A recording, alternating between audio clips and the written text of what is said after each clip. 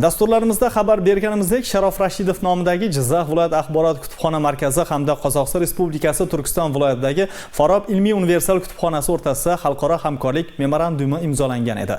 Mazkur hamkorlik doirasida qardosh xalq vakillari Do'stlik va Mirzacho'l tumanlarida ham bo'lishdi hamda hududlarning madaniy ma'rifiy salohiyati, kutubxonachilik tizimi hamda tarixiy maskanlari faoliyati bilan yaqindan tanishdilar.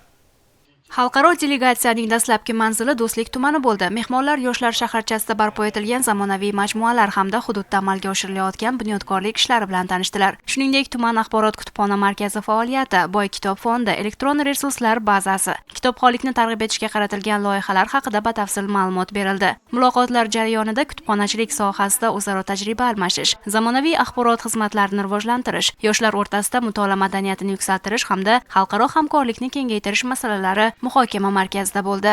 Bugungi kunda mana shu kutubxona binosi yangilangandan keyin kitobxonlar qamrovi o'z-o'zidan oshib bordi. Bu yerdagi zamonaviy qulaylik barchaga ma'qul bo'ldi.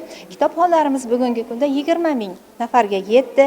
Kitob fondimiz esa o'sha 28 mingga qarab ketmoqda. Axborotxona markazimizga xalqaro anjuman delegatsiya a'zolari tashrif buyurishdi. Bu yerda ular bizda yaratilgan sharoitlarni ko'rib, ajoyibligidan, bir shinam joy bo'lganligidan, aholini kitobga bo'lgan ehtiyojiga shunchalik e'tibor qaratilayotgan mamnun bo'lib ketishdi. Shu orada markazimiz fondi uchun o'zlari tomonidan olib kelgan o'sha qozoq tilidagi o'zlarini tarixlariga oid bo'lgan kitoblarni hadya qilib ketishdi. Bundan biz ham juda ham xursand bo'ldik. Tashrifning navbatdagi manzili Mirzacho'l tumani bo'ldi. Delegatsiya vakillari dastlab koinotni zabt etgan Yuriy Gagarin haykali poyiga gul qo'yib, uning xotirasiga hurmat bajo keltirdilar. Shundan so'ng mehmonlar hududdagi o'lkashunoslik hamda koinot muzeylari faoliyati bilan yaqindan tanishib, tuman tarixi, ilm-fan va ma'naviy taraqqiyotini aks ettiruvchi eksponatlar bilan tanishdilar. Ezgu niyat maydonida esa buyuk ajdodlarimizning ilm-fan, ma'rifat va tamaddun rivojiga qo'shgan beqiyos hissasi, uch renessans davrining mazmun-mohiyat haqida tushuncha berildi. Tashrif davomida O'zbek-Qozoq milliy madaniyat markazida tashkil etilgan madaniy ma'rifiy uchrashuv esa xalqaro muloqotning eng muhim nuqtalaridan biriga aylandi. Unda taniqli shoirlar, yozuvchilar ishtirokida ikki xalqning boy adabiy merosi, milliy qadriyatlari, urf-odatlari va san'ati yuzasidan atroflicha fikr almashildi. Ayniqsa tuman axborot kutubxona markazining yoshlar o'rtasida kitobxonlik madaniyatini rivojlantirish hamda xalqaro hamkorlikni mustahkamlashdagi o'rni alohida e'tirof etildi. Badiiy chiqishlar va sahna ko'rinishlari orqali qardosh xalqlarning mushtarak qadriyatlari, do'stlik va hamjihatlik g'oyalari tarannum etildi. Қазақ өзбек бұрыннан ағайын, туыс, қазақ өзбек бір туған деп жатады.